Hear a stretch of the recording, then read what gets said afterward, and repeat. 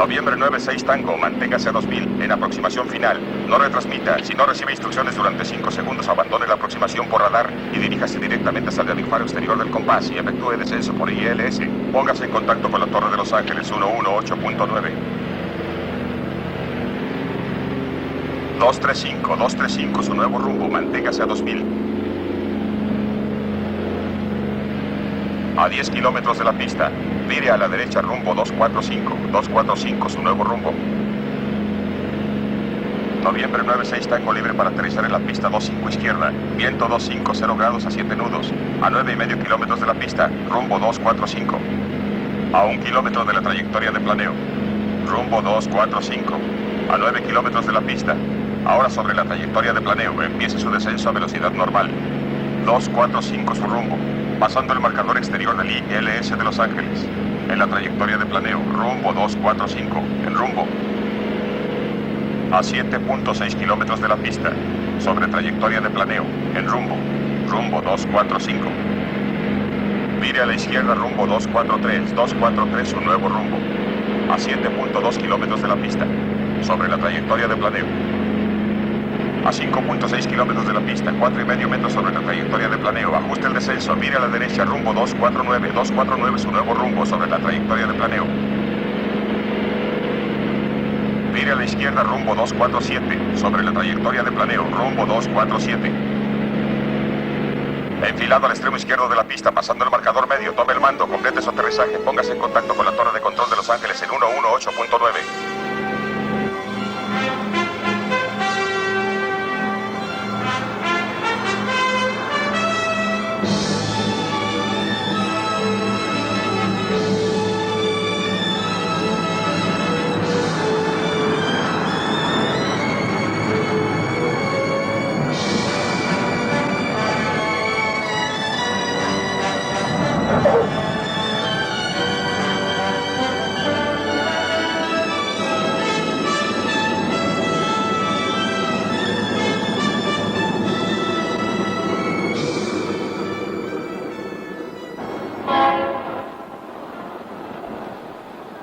Un aeropuerto es bullicioso, pero fascinante.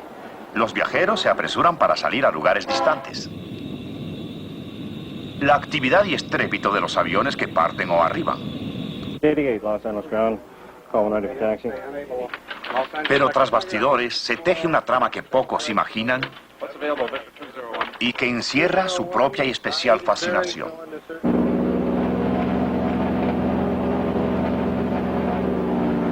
Autorización para despegar al 96 Tango. Control de tránsito autoriza al Bonanza 696 Tango al aeropuerto de Denver. Vía Víctor 208, Víctor 8. Cruce intersección Wilmington a 6,000 arriba, manténgase a 8,000. Hélices. Para despegue. Magnetos. Verificados. Comprobar controles. Libres. Altímetro, reloj, giros. Correctos. Puertas y ventanas cerradas y aseguradas. Comprobadas. Interruptores de circuito del tren de aterrizaje. Verificados. Bombas de combustible. Puestas. Bueno, listos para el despegue. Torre de Los Ángeles, 96 Tango listo para despegar. 96 Tango, Torre de Los Ángeles, pista 25 izquierda, autorizado para despegar. Póngase en contacto con el control de salida. 124.3 después del despegue.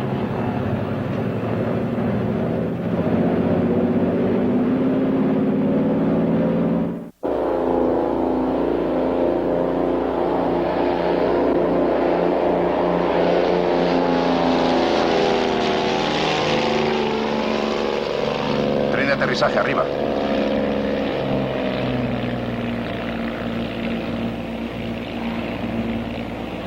Control de salida de Los Ángeles. Bimotor Bonanza 96 Tango en el aire a las 2:05.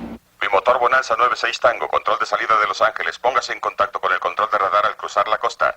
Mantenga rumbo 250 para vector radar hasta Víctor 208. Repórtese cuando deje los 7,000. Hola, bienvenidos a bordo de 96 Tango. Me agrada comunicarles que el copiloto es mi hijo Jim. Me parece que es una buena ocasión de que expliques qué pasa aquí en la cabina, Jim. Se dan cuenta de que volamos a través de una capa densa de nubes. Solo podemos ver a unos cuantos metros. Así que usamos nuestros instrumentos para saber en dónde estamos y qué es lo que el avión hace. Es necesario este tipo de vuelo por instrumento siempre que se pierda la referencia visual. La visión se pierde cuando hay bruma, mal tiempo o en las noches oscuras. Los instrumentos regulan nuestro curso de vuelo automáticamente, pero el piloto es responsable de programar al piloto automático, vigilar los instrumentos y estar preparado para gobernar manualmente. El personal de tierra también vigila nuestra trayectoria y nos ayuda por medio de radar. 96 Tango sobre la capa, a 7000. Bimotor Bonanza 96 Tango, enterado. Su posición 10 kilómetros al oeste de la intersección Wilmington. Haga contacto centro de radar de Los Ángeles en 126.0, ya. Hay una diferencia enorme entre esta clase de vuelo y la de principios de siglo, se lo aseguro. Al principio, el aeroplano era más un juguete que un instrumento. Los pilotos acróbatas arriesgaban la vida y no se emocionaban con sus actos circenses.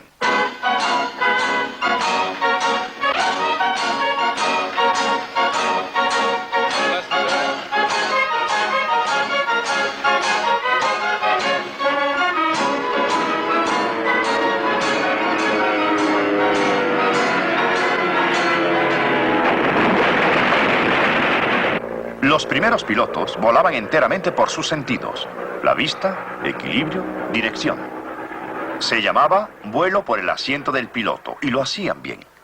Podían hacer casi todo con sus aviones, excepto volar dentro de las nubes. Siempre que lo intentaban, algo les fallaba y generalmente alguien moría. Por supuesto, aquellos aviones primitivos no tenían los instrumentos que ahora sabemos que todo piloto requiere. Hoy en día, la ley exige que todos los aviones estén equipados con instrumentos. Pero los llamados accidentes por mal tiempo aún ocurren. ¿Por qué? Bien, investiguemos uno de estos accidentes. Un piloto particular regresaba a casa al atardecer con 3 amigos. Conforme oscurecía, se les hacía más difícil distinguir las nubes y repentinamente se encontraron volando en medio de ellas. El avión se consideró como perdido y se inició una búsqueda. Coronel Richards, ¿podría hacerle algunas preguntas sobre el accidente? ¿Cuánto tiempo ha estado operando la misión de búsqueda y salvamento? Aproximadamente unas 72 horas. Se inició el martes en la mañana. ¿Me podría decir cuántos aviones participan, coronel? 35. Aviones de la Fuerza Aérea, de la Patrulla Civil Aérea, de la Marina de los Estados Unidos y del Escuadrón Aéreo del Condado de Los Ángeles. Y ahora dígame usted, coronel, ¿qué probabilidad hay de encontrar con vida a estas personas que se perdieron? Bueno, pues aun cuando no me gusta asumir una actitud negativa en accidentes de este tipo, la experiencia pasada, basada en búsquedas durante esta temporada y en este tipo de terreno, el clima que prevalece, la localización de un avión blanco sobre un paisaje cubierto de nieve, es sumamente difícil. Participamos en la búsqueda y se nos contagió parte del desaliento del coronel y de sus hombres. Desafortunadamente, el avión estaba sepultado bajo un manto de nieve y la búsqueda tuvo que suspenderse. Más tarde, al fundirse la nieve, los despojos quedaron al descubierto. Sí, 4 vidas se cegaron ahí.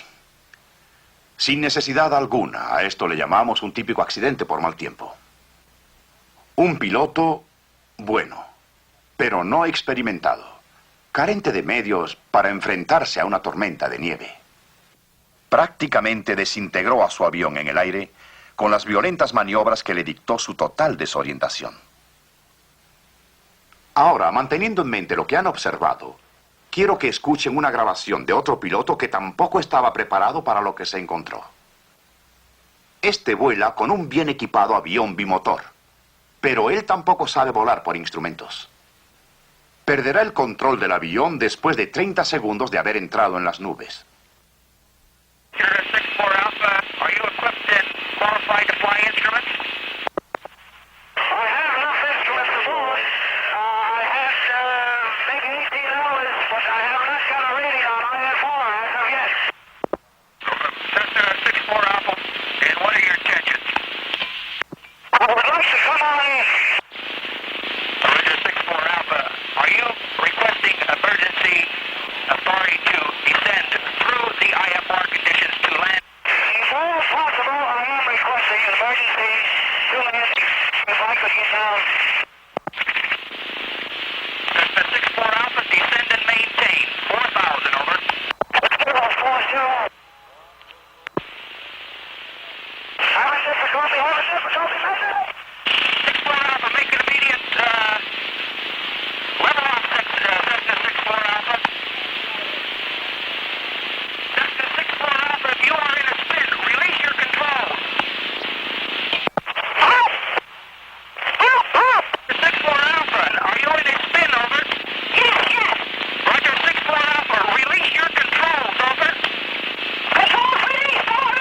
Roger, straighten your rudder, please. Cessna 6-4 Alpha, lost radar contact. Se perdió el contacto en el radar. Y en ese momento se estrelló y el piloto y sus 2 pasajeros se mataron. Profundamente aquí en el Instituto Moody nos preocupan tales accidentes porque estamos convencidos que en su mayoría son totalmente innecesarios. Entonces, ¿por qué suceden? Todos los ángulos del problema se han estudiado.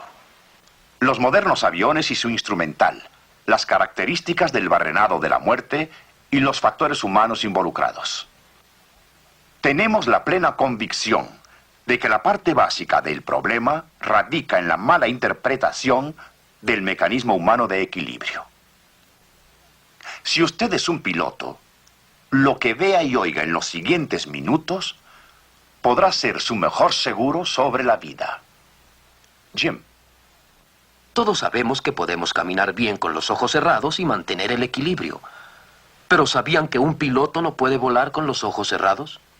Con los ojos cerrados no sabe si va volando derecho, girando, si sube o baja. Algunos estarán en completo desacuerdo con esta afirmación. Muchos piensan que para el equilibrio solo necesitamos el sentido del oído interno. Pero esa es una equivocación que reviste gran peligro. La persona que va a someterse a la demostración es un gimnasta, con un desarrollado sentido del equilibrio y de la dirección. Vamos a ponerle a Don una venda de modo que para su información depende exclusivamente del oído interno. Y nos diga en esa forma qué pasa. ¿Estás listo? Sí. Estoy girando hacia la derecha. Estoy girando hacia la derecha. Estoy girando hacia la derecha. Estoy girando hacia la derecha. Sigo girando hacia la derecha. Estoy girando más lento. Girando más lento. Sigue lento. Sigue haciéndose más lento. Voy más lento. Me he parado. Me he parado. ¿Estás seguro? Sí. Ahora estoy girando en sentido inverso hacia la izquierda. Cada vez más aprisa. ¿Estás mareado? No, estoy bien. Retírate la venda, por favor. Vaya, me he mareado. Vean esos ojos. Mientras los ojos de Don estuvieron cubiertos, sin él saberlo, perdió contacto con la realidad. En el instante en que la venda fue eliminada, hubo conflicto entre lo que sentía y lo que veía. Tan profundo fue este, que la mente no pudo resolverlo, y el individuo quedó incapacitado por algún tiempo. Un cuidadoso examen del mecanismo de equilibrio del oído nos dirá por qué. Este órgano de equilibrio está formado por 3 canales interconectados llenos de un fluido. Este es un modelo de uno solo de los canales. Le pusimos bolitas rojas para saber cuándo se está moviendo el líquido. Esto representa uno de los miles de vellos sensibles que existen. Aún el más leve movimiento perturba estos pelillos sensoriales. Cuando iniciamos un giro, el fluido se retrasa momentáneamente debido a su inercia. Los pelillos sensoriales se doblan y envían señales de giro al cerebro. Aquí es donde el piloto se puede encontrar en serio aprieto. Noten que el líquido está alcanzando el movimiento del canal. Y cuando la velocidad del líquido y la del canal se igualan, los pelillos sensoriales están erectos y pensamos que nos hemos detenido. Ahora detengamos el canal y el líquido sigue corriendo, doblando a los vellos sensoriales en dirección opuesta. Eso nos hace creer que estamos girando en dirección contraria aun cuando no nos movamos. Obviamente, el sentido de equilibrio debe involucrar algo más que el oído interno. Y así es. El equilibrio está compuesto de 3 sentidos. El oído interno, la visión y el propioceptivo, o sea, el sentido de movimiento y posición que nos viene del interior del cuerpo. El oído interno es únicamente una parte de un sistema compuesto. Y como hemos visto, por sí mismo no puede funcionar bien. Para poder volar, Un piloto debe tener una referencia visual para contrarrestar las falsas sensaciones procedentes de sus otros sentidos. El piloto, capacitado para volar por instrumentos, puede ver, debido a que tiene instrumentos que le suministran una referencia aún más precisa que la de cualquier piloto que vuele con tiempo despejado. Es cierto que todos los pilotos tienen y a veces utilizan instrumentos de vuelo, pero algunos conciben la equivocada idea de que con eso ya pueden volar por instrumentos. No se dan cuenta de que cuando vuelan estando el aire claro, aun cuando se concentren en sus instrumentos, su referencia visual dominante proviene de fuera del avión. ¿Recuerdan al piloto de ese primer desastre? Había estado practicando el vuelo por instrumentos durante algún tiempo. Escuchen las palabras del segundo piloto. I had big 18 hours, but I have not got a rating on IFR as of yet. Antes de que un piloto pueda volar utilizando únicamente instrumentos, debe desarrollar una habilidad singular que permita que los instrumentos sustituyan a su referencia visual normal. Y ha de tener tal fe en ellos que formen parte de sí mismo. Si hay conflicto entre lo que siente y lo que le dicen los instrumentos, confía en los instrumentos para que así su visión contrarreste las falsas sensaciones, de tal modo que ni se da cuenta de ellas. Esto le permite volar con completa seguridad en condiciones que serían fatales para un piloto que no vuele por instrumentos. Tanto los pilotos comerciales como militares vuelan por instrumentos y recorren todo el mundo, aún en mal tiempo y con el máximo grado de seguridad. Si a alguien pudiéramos perdonar las reglas que impone el vuelo por instrumentos, sería sin duda a un astronauta, que tanto mental como físicamente constituye lo mejor del género humano. Veamos qué tiene que decirnos John Glenn sobre el vuelo por instrumentos. Pues en los vuelos espaciales tropezamos con una desorientación similar por el oído interno con que se tropieza el piloto común en un vuelo normal. Lo que hemos encontrado es que debemos confiar plenamente en nuestros instrumentos de la misma manera que cualquier piloto que debe tomar su decisión cuando tropieza con mal tiempo, si va a fiarse de sus sentidos o si va a confiar en los instrumentos. Por la experiencia, sabemos que debemos tener fe en nuestros instrumentos. Coronel, es interesante oírle hablar de fe. Muchos piensan que hoy en día eso de la fe es algo pasado de moda, que el conocimiento científico la hace innecesaria. ¿Está usted de acuerdo? No, me opongo en absoluto. Creo que la fe ahora es más necesaria que en el pasado. Confiamos en los instrumentos, confiamos en las fuerzas que mueven la brújula, fuerzas que ni siquiera vemos, pero confiamos en ellas, muchas veces hasta arriesgar la vida. En los últimos años hemos utilizado al 96 Tango para fotografiar temas que sin un avión sería imposible tomar. Como estas ruinas de Tikal, en el corazón de la selva guatemalteca, o estas escenas del Ártico, o aquí, en el África. Hemos volado con mal tiempo en casi todos los países del mundo. Going left, turn right 5 degrees. So well above the glide path, passing through the southeast gap at the present time. You're well clear of high ground. Hong Kong Tower, 696 Tango, clearance. ATC clears 696 Tango to Taipei via Green 8, Red 3. Nuestra experiencia con el vuelo por instrumentos nos indica que es un método seguro y digno de confianza. Por supuesto que existen aún algunos lugares en el mundo donde el control de tránsito aéreo no existe. Ahora estamos atravesando uno de ellos, el corazón del vasto desierto de Libia. Estamos a cientos de kilómetros de la civilización en busca de un bombardero fantasma. Un avión que ha surgido del pasado para narrarnos una inolvidable historia sobre la necesidad de confiar en los instrumentos. Ahí está la misteriosa nave, Lady Be Good. El descubrimiento del Lady Be Good puso en movimiento una de las investigaciones más desconcertantes de la historia militar. Los registros de la Fuerza Aérea revelan que el avión y sus tripulantes desaparecieron en su primera misión de combate. El encontrarlo aquí, a más de 1.500 kilómetros de su objetivo y en dirección opuesta a su base, parecía imposible. Sin embargo, no cabía duda. Este era el Lady Be Good. Mayor Robertus, la historia del Lady Be Good es uno de los episodios notables de la Segunda Guerra Mundial. Entiendo que usted fue el primero en llegar aquí. Así es, doctor. Y dígame, ¿qué vio entonces? ¿En qué condiciones estaba el avión? Pues yo diría que las condiciones del Lady Be Good eran muy diferentes de las que se observan ahora. No le faltaba un vidrio, las armas estaban cargadas y en su lugar, y por supuesto tenía todas sus hélices. Se supo que el Lady había alcanzado el objetivo cerca de Nápoles y se enfilaba hacia su base en Bengasi con poco combustible. Durante 17 años se supuso que se le había agotado el combustible en algún lugar sobre el Mediterráneo, y el encontrar un avión que tenía poco combustible a 600 kilómetros más allá de su base presentaba un gran enigma. Pero la suerte de su tripulación constituyó un enigma aún mayor.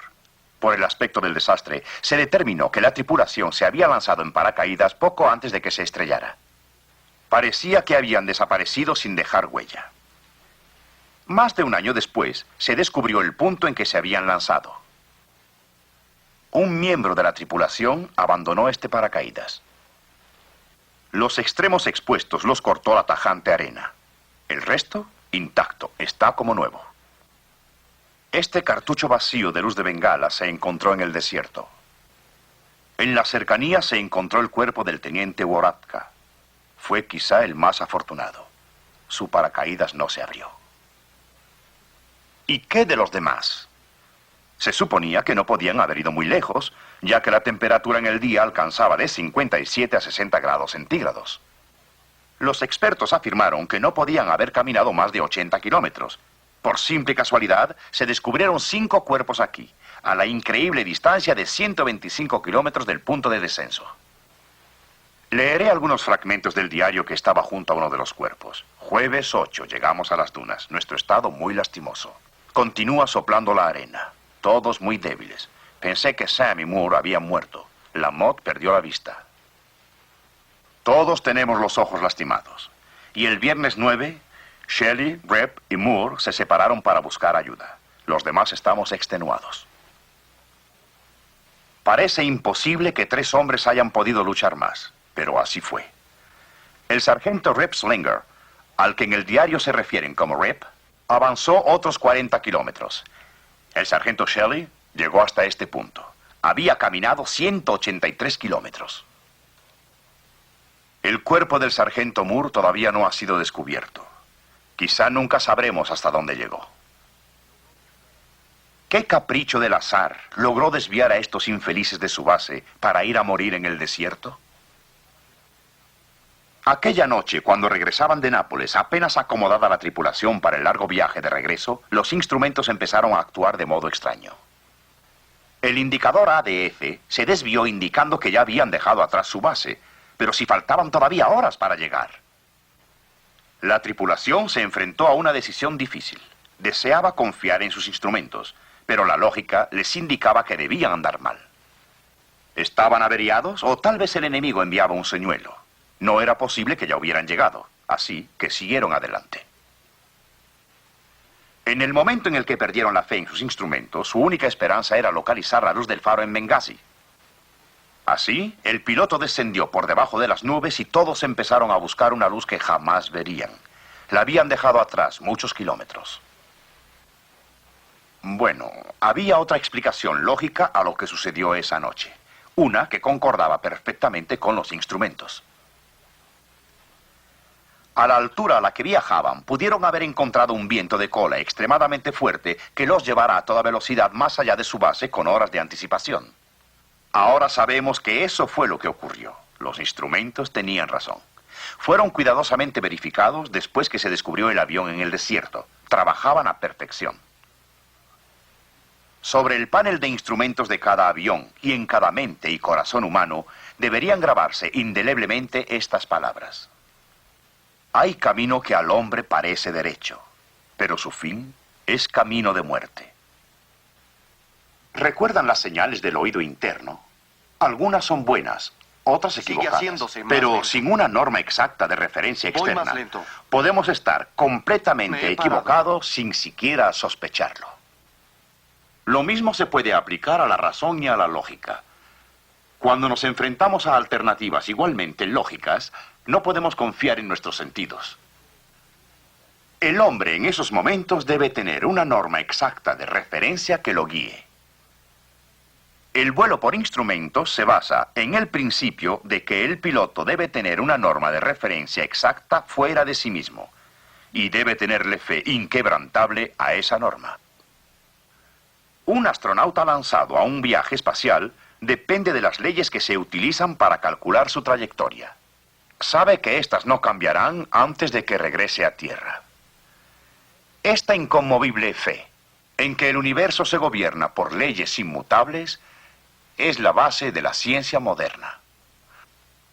Solo hay un campo en la actualidad en el que el hombre cree en esa idea anticuada de que no hay leyes absolutas que lo guíen. Es en lo moral y espiritual. Área en la que el hombre ha progresado poco o nada.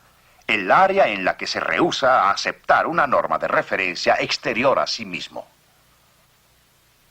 La piedra angular de la vasta red de control global de tránsito aéreo es la fe del piloto. Sin ella todo es inútil y el piloto está irremisiblemente perdido. ¿Recuerdan aquel grito desgarrador solicitando ayuda? En ese momento el radar seguía la pista del avión. Todos los instrumentos y el equipo electrónico funcionaban.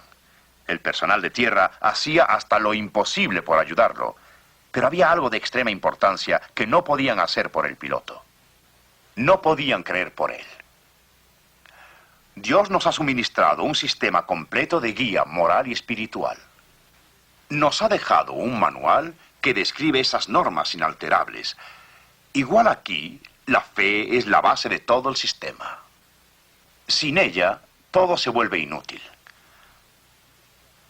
La fe es el requisito que usted como individuo debe aportar.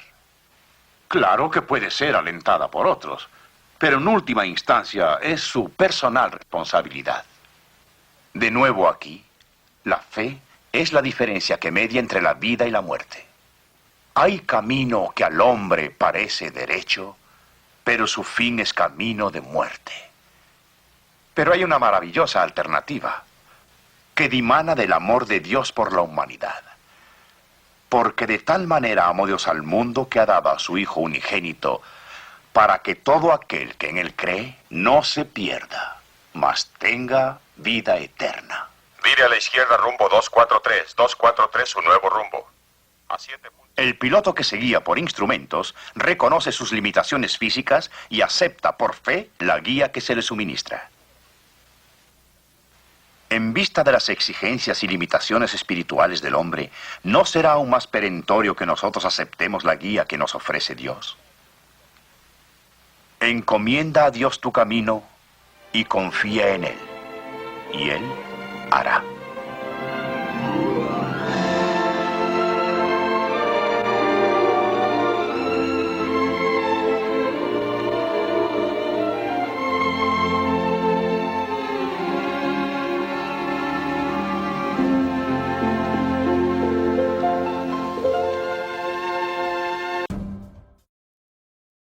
¿Quieres información actual? Suscríbete a nuestro canal.